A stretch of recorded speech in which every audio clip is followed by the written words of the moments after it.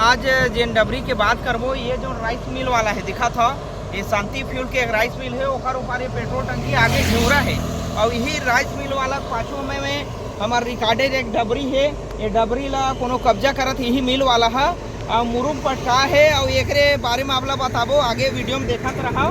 जोहार छत्तीसगढ़। आज हमन हा बुड़ेरा के भुइया में हेबन। ये जन रोड देखा था, ये है बुड़ेरा नाली पार के बाद एक घिउरा जाते ते रोड है और वो रोड से लगे एक पेट्रोल टंकी शांति फ्यूल्स और ओकर बगल में ये है राइस मिल है और राइस मिल के ये जन पाछू आप देखा था मुरुम पटा है।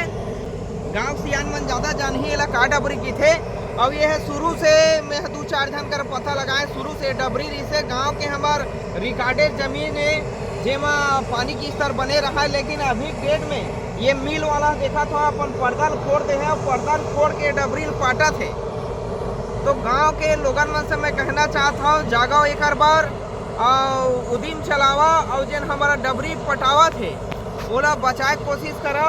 काबर ये हमार निस्तारिक जगह है और जेकर से खेती किसानी में पानी होते, लेकिन आज ये है उद्योगपति बाहरी आदमी हाँ करीब करीब आधा एकड़ के लगभग दिखत है और डबरी ले पाटे के प्रयास करत है। और अगर ये मिल वाला है मां रोक नहीं लगाही देकर पर हम तहसीलदार करे जाबो और पटवारी करे जाबो, आवेदन लगाबो।